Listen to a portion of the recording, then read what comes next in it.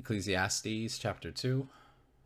So, Ecclesiastes is my favorite book of the Bible out of all of them. And I just something about this book is I just really like it. I really like it because there's so much truth in every single verse and every single line. And it's just it really gets to the heart of things, and it really gets to the it cuts away all the fluff that doesn't matter, and it really focuses on the importance, what the important things are, and it really puts into perspective our own personal things. And I just really like that. So I'm just going to read chapter 2, and I'm just going to talk about it. So I'm going to read from the middle column, WEBBE, World English Bible British Edition. And so on the left is the King James, and then on the right is the American King James. And let's start reading it. I said in my heart, "Come now, I will test you with mirth. Therefore, enjoy pleasure, and behold, this also was vanity."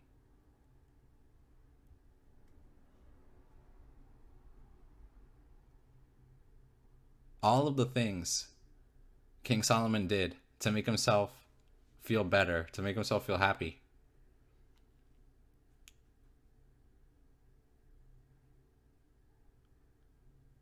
okay? Everything Solomon did. It didn't matter. It wasn't enough. It wasn't good enough. I said of laughter, it is foolishness, and of mirth, what does it accomplish?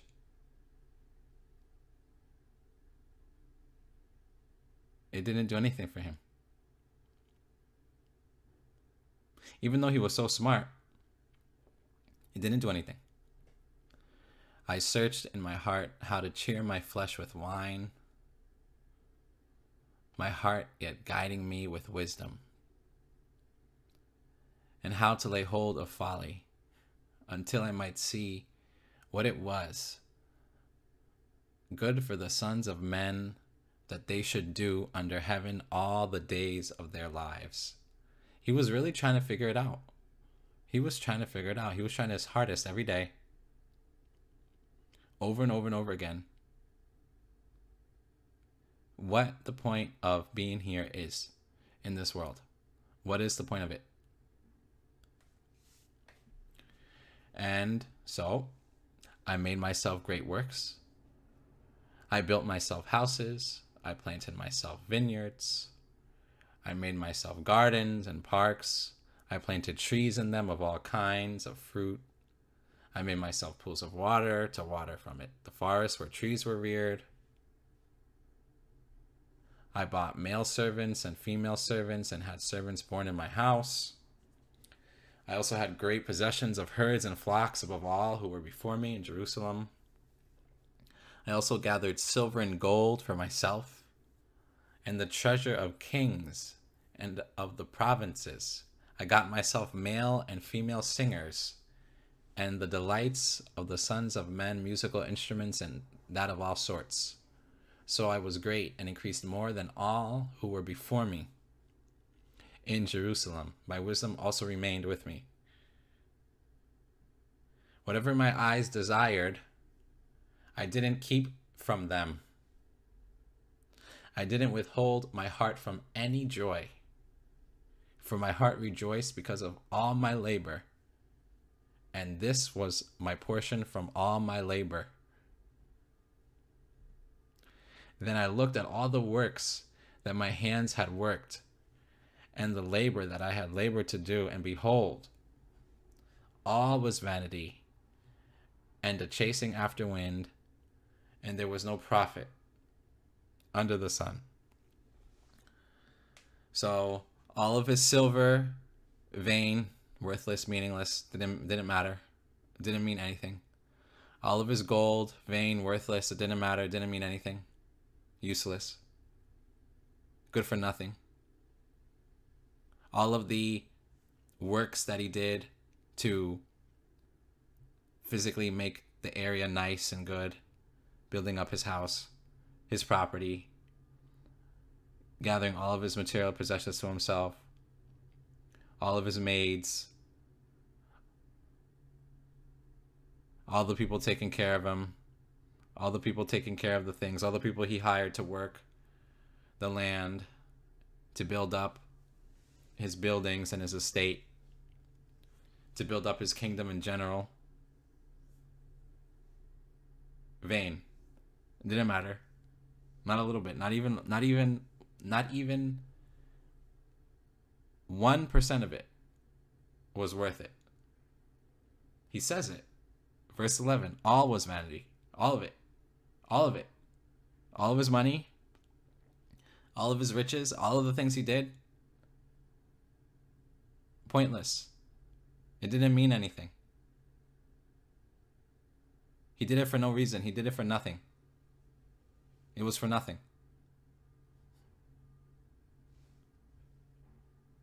He got nothing out of it. It didn't matter at all. I turned myself to consider wisdom, madness, and folly. For what can the king's successor do? Just that which has been done long ago. So he was thinking about his children, okay? And the children that were going to be kings and queens after him. And he's thinking, what exactly are they going to do for the kingdom, for themselves, for the people that they rule over?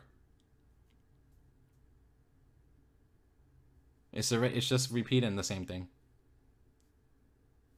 in an endless loop of just vain chasing after nothing.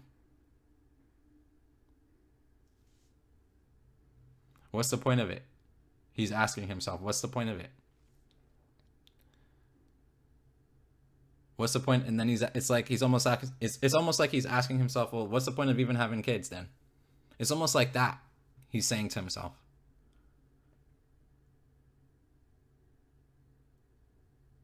What's the point of having successors? What's the point of having these children? If you read the scriptures of what comes after Solomon's children, it's nothing but downhill. Okay? His children are a bunch of F-ups. Most of them. He knew. It's like he almost knew that was going to happen. Like he was going to have these kids and they were all just going to F up and F themselves up and F other people up and just lose everything and squander everything. It's like almost like he knew that was going to happen. It's almost like he knew that he was at the pinnacle and whatever children that he's going to have, they're just going to squander and be worthless children almost. It's like he knew that.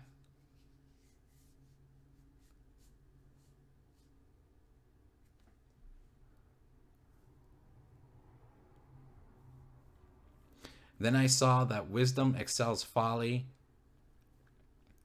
as far as light excels darkness.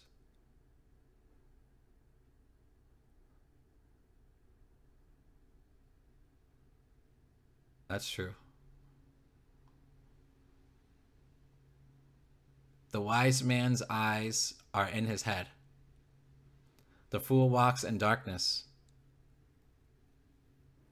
And yet I perceive that one event happens to them all.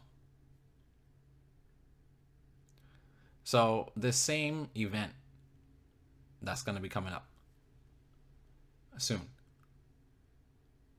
It doesn't matter how smart you are, how rich you are, what you have, what you don't have. It comes upon everyone the same. And there's nothing anyone can do about it. You know, one of the big things I like about Ecclesiastes, it talks about the things that nobody can do anything about. And when Scriptures talk about things that no living flesh and blood person can do anything about. It almost like uplifts God to this like godlike type of status that he is, where because flesh and blood people, nobody can do nothing about it. That automatically elevates God to his rightful place where he should always be, which is like the sovereign, almighty God that he is. And I like that. I like things that really put in perspective flesh and blood men and women's position and power, which is really nothing, and God's power, which is everything. I like that. Personally, I really like that. I enjoy that. It's something that makes me feel good for some reason. I don't know why. It just does. Thinking about it. Thinking about how weak people are and thinking about how strong God is. It makes me feel better. And then I said in my heart, as it happens to the fool, so will it happen even to me. And why was I then more wise? Then I said in my heart that this is also vanity. It's true.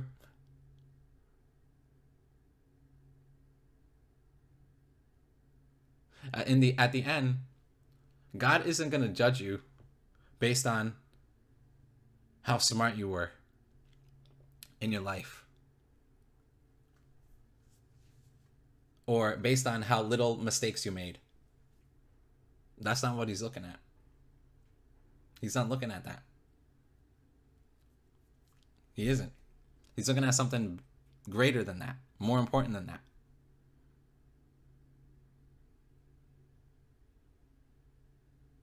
And that is, he's looking at the sum total of you. Everything about you. All at once.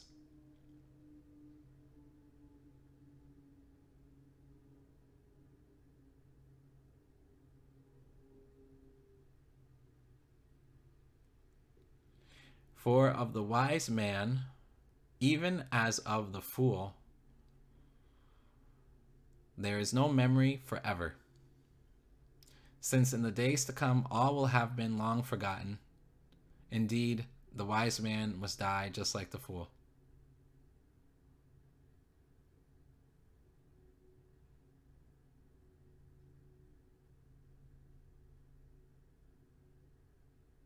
I would say 99.9999999999999% of every single person is going to be forgotten as if they never were here. I'll say that much. And maybe one day even Solomon will be forgotten. Maybe one day, maybe even Adam and Eve will be forgotten. Not yet. But maybe one day they will be. Who knows? So I hated life because the work that is worked under the sun was grievous to me. For all is vanity and a chasing after wind. So when he started realizing, using his wisdom, he put his wisdom, the second wisest man to ever live, wisest being Jesus, he put his wisdom to the ultimate test and he followed to the ultimate conclusion. Okay? The logical, ultimate, final conclusion of his search for wisdom led him to hating earthly life because it's a grievous thing to have to live in this world every single day when the world is filled with pain and suffering every single day. Interspersed, you have happy moments where you have your heart filled with joy, but even that isn't enough because the pain is still there. The pain about things are still there. The suffering about things is still there. The suffering about things that you can't do anything about. That no one is going to fix it. That's always going to be messed up.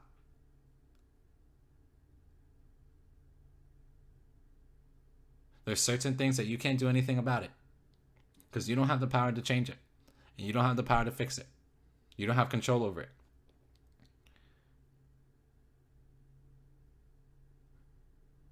but it hurts. And then here you are living in this world, and you have to deal with it daily, every day. Constantly reminded. So you try to hold on to whatever good, the works of your hands. But it doesn't matter. It's vain anyway. Because you're going to pass away one day and it's going to return to the dust. It's not going to matter. It's not. All the things you did, all the things you do, all the things you did, not going to matter, nothing. Besides very specific things. At the end of Ecclesiastes, he finally gives the hope, basically. The whole point of Ecclesiastes was saying how when it's just of yourself doing things, it's useless and worthless. It doesn't mean anything. But when it has to do about God, when you're making God the focus and the center, then it's worthwhile to do that. When the things that you're doing are related to God in some way, or God's telling you to do something specific, then somehow it's worth it. So his whole premise of this whole book is basically putting down as worthless all the things that people do when they're apart from God. That's worthless. Where the only thing that's actually worth something is all the things that people do when God is involved in it. That's worth something. That's the whole point of this book, is to have God be elevated in your life and have God be at the top and have God be the number one in your life. That's the whole point of this book, is stressing the importance of God being there with you all the time, helping you to do the things that he wants you to do. That's the point of this book. I think that's why I like this book so much. No other book in the scriptures really drives the point home that the works of your hands without God is like nothing. It's not going to be remembered by anyone. It's not going to make an impact in the world in any way. It's not going to affect anything one way or the other. It's not going to have any power over anything. It's not going to change anything, and it's not going to do anything. But when you take the same thing, but have it be where God is involved in it, then it has an impact. Then it's important. Then it's going to be remembered. Then it's worthwhile. Then it means something. See, Ecclesiastes is all about how to make your life not vain. Meaning, this book in the Bible is all about how to make your life worth something. Not just worth living, but how to make your life mean something. Make it mean something. Make it mean something. Have it mean something. Not just have it be where you're just living every single day. You get up, you do what you're going to do, you go to sleep. Wake up the next day, you get up, you do what you're going to do, you go to sleep again. Wake up the next day, you get up, you do what you're going to do and go to sleep. Almost like autopilot. How to get your life off of autopilot and actually make it be where you're not like a zombie just going through the motions of life, just doing random things or just doing whatever, just doing these meaningless things that don't matter. How to actually make it be where you live in life and now you're doing things that actually matter. According to this book, the only way is to have it be where God is involved in some way. Either God is telling you what to do, you have the unction of the Lord about it. Something that has to do about God in some way. Basically, it's talking about everything that is apart from God is a vain thing. And everything that is involving God is meaningful. And so it's almost like it's asking the question. It's it's a very introspective book. And it makes you really think. If you want to live a vain life, or if you don't want to live a vain life. And if you do want to live a vain life, then what is the point of wanting to live a vain life? It doesn't make sense. And if you do want to live a vain life, if you do want to live a life that's apart from God, having everything you do 100% vanity, then why would you want that to begin with? That's something that God knows the answer to, and that's something that only you would know the answer to. I hated all my labor in which I labored under the sun, because I must leave it to the man who comes after me. So if he believed that the children that was going to come after him were going to be just as smart and just as wise and just as good and just as strong as he was, then I think he wouldn't have hated the labor so much. I think part of hating the labor was almost like he was feeling like having children was vain, because he didn't think his children were going to be good enough stewards to be king and to actually have the kingdom be prosperous. I think Solomon believed, and that he knew somehow in his heart, that all of his children were going to be poor rulers and poor kings, and they were going to lose everything, and they were going to become conquered, and they were going to be thrown out, and there wasn't going to be king anymore. I think that was part of it. I think that was part of Solomon's despairing, because I don't think he believed his children were actually going to be good enough to be king. I don't think he believed it. He didn't have faith in that. He didn't have confidence in leaving to his children all the things that he built. He didn't have confidence in them. Because if he did have confidence in them, he wouldn't have wrote this. He wouldn't have wrote verse 18 at least. I mean, he might have written the other ones, but he wouldn't have written this.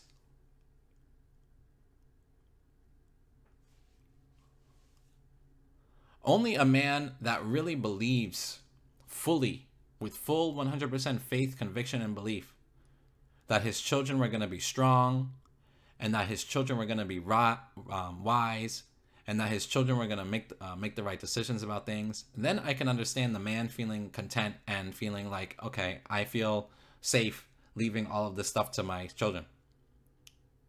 But if a man feels fear, or if a man feels that lack of conviction about his children being strong, or if a man is afraid that his children are weak, then the man is not going to like it that he has to leave his, all the things that he worked on to his kids.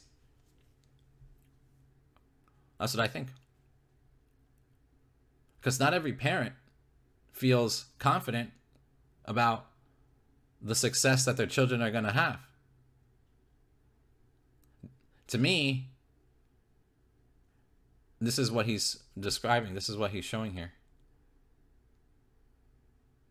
Because he didn't just hate his labor because he had to just leave it to whoever was going to come after him.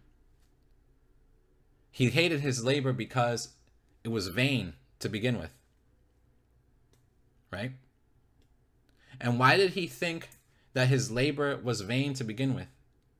Because he was going to die. Right? He was going to die. Just like the foolish man was going to die too. He was going to die too. And why was him dying? Why was Solomon dying? Why did that make him feel like his labor was vain? Because he didn't just labor. He also enjoyed everything. He also, quote unquote, lived life to the fullest, doing every single happy, nice thing that he could think of. So the beginnings of chapter 2 of Ecclesiastes compares and contrasts Solomon doing every single nice, good thing to make himself feel good, and also comparing and contrasting doing all this work and putting all this effort and work and labor into making things and building things up. And he saw them both as vain, because doing all these nice, happy things to try and make himself have joy in his heart, it wasn't good enough for him, so he considered it to be vain. making all of these labors, it wasn't good enough for him because he was going to die. It was vain. And so it didn't make up for it. Because you're not just supposed to work. You have to have some fun every once in a while, right? But if the fun that you have isn't good enough, or if the fun that you have doesn't feel like anything to you, then what's the point of even working then?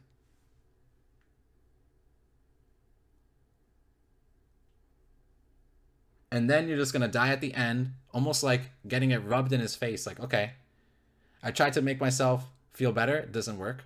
That's vain. So I tried to build up things for myself. Doesn't make me feel better. That's vain.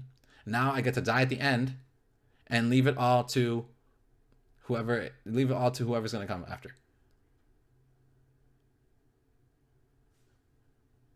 That's what I'm seeing in his words. Who knows whether he will be a wise man or a fool? Yet he will have rule over all of my labor in which I have labored, and in which I have shown myself wise under the sun. This is also vanity.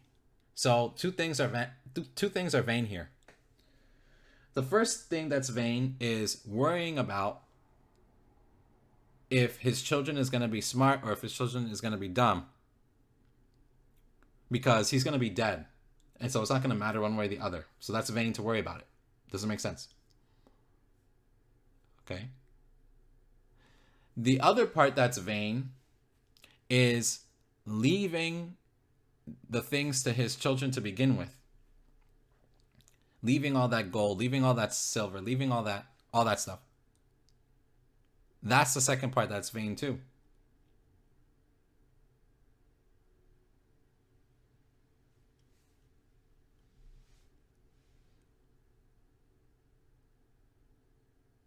Therefore, I began to cause my heart to despair concerning all the labor in which I had labored under the sun.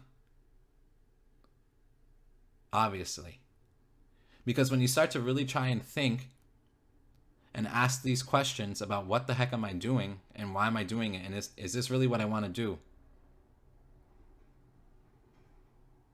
Is this really what I want to do? When I'm on my deathbed, I'm looking back. Am I going to regret that I just did this and this is what my life became? That's all I managed to do. And he was thinking like that, and it was despairing him because it wasn't what he wanted to do. It was almost like he was just doing it. Because that's what a king is supposed to do. A king is supposed to live life to the fullest and have all these things and do all this stuff. But it was almost like that's not really what he wanted to do.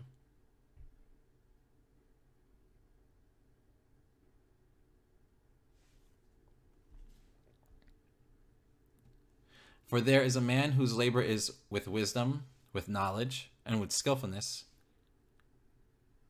Yet he shall leave it for his portion to a man who has not labored for it. This is also vanity and a great evil.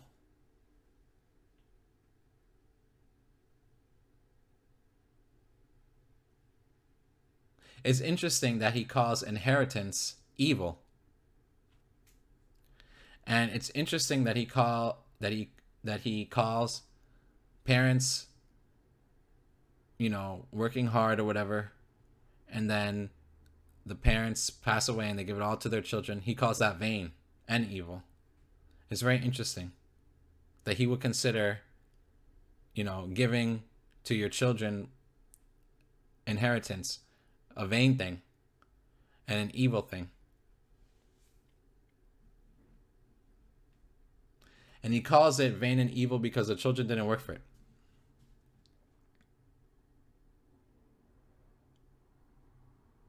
For what has a man of all his labor and of the striving of his heart in which he labors under the sun? For all his days are sorrows, and his travail is grief. Yes, even in the night his heart takes no rest. This is also vanity. There is nothing better for a man than that he should eat and drink and make his soul enjoy good in his labor. This also I saw that is from the hand of God. So being able to actually feel good about whatever thing that you are doing, and just being able to live your life and just being able to be happy and just being able to just have that joy there. You're just living life. You're just happy. You just, you're living your life. You wake up, you live your life. You feel content. You feel happy. You do things. You don't do things. You feel happy. The only way a person can be like that is God's hand is literally supernaturally in the person's life, forcing that person emotionally to have the vain feelings go away. Meaning, you have two people. They're living exactly the identical life, and they're doing literally the exact same things. And they have the same exact thing. Okay? One feels happy about it, and one doesn't feel happy about it. What's the difference? Is it because of anything they did or didn't do? No. The difference is, in one person's life, God is there forcing the person emotionally to feel good about what they're doing.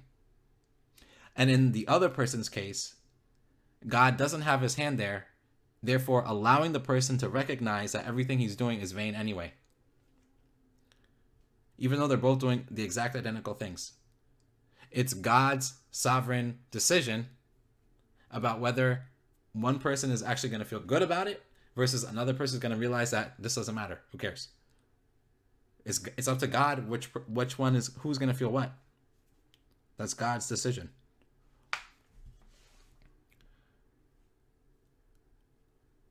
For who can eat or who can have enjoyment more than I? Right, because he was so rich, he had everything. He was the richest man in the kingdom. King of the kingdom, right? Everything he wanted. So how can anyone have more to eat? Or how can anyone have more enjoyment for things and actually do things more? Right? How can anyone take more vacations than him? For to the man who pleases him, God gives wisdom, knowledge, and joy. But to the sinner he gives travail, to gather and to heap up, that he may give to him who pleases God. This also is vanity and the chasing after wind. So a very powerful way to end the chapter. Just reiterating what I said before, that it's up to God how happy you're going to be in your life. That's actually God's responsibility, not yours.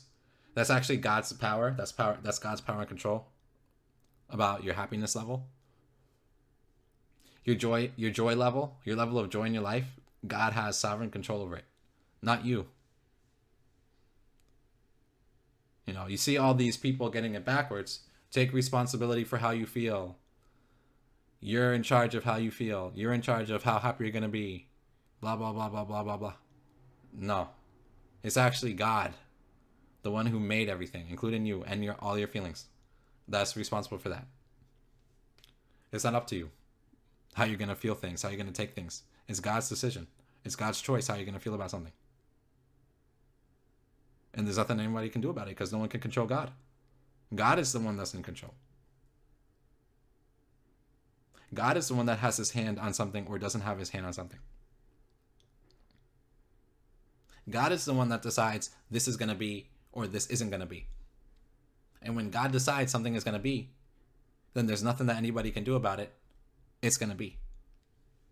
And if God says this isn't going to be, there's nothing that anybody can do to force it and make it be. That's how it's going to be. Because God is higher than man and women. And God is higher and above flesh and blood. And God is greater than the power that is in the hands of flesh and blood, men and women.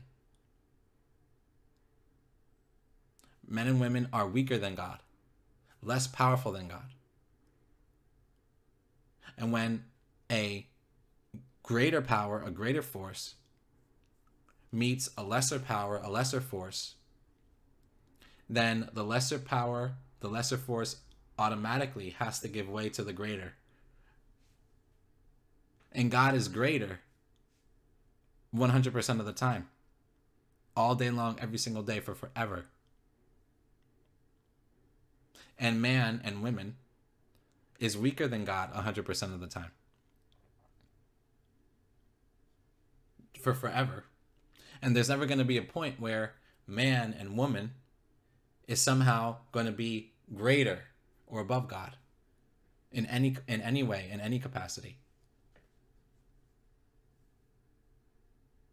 And so it takes the burden off of yourself. Okay, Ecclesiastes is all about taking the burden, okay, that performance anxiety. I call it the biblical performance anxiety, where you have to do this, you can't do this, you have to do this, don't do that. Oh, you sinned, you have to repent. Oh, you're not repenting good enough. Okay, you're going to get punished. Okay, this is all vanity. That's all. That whole thing right there is vanity, right there. That's all meaningless garbage. Is the hand of God there or not? That's really what the question is. Is the hand of God in your life helping you to be happy and helping you to have it be where you're not living a vain life and helping you to live a meaningful life, or is he not? And if you feel like he's not, then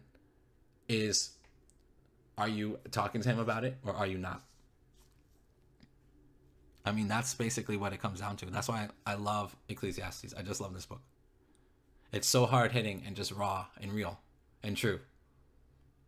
And it talks about things like no other scripture talks about, which is why I constantly read it. I constantly read this book all the time. All the time.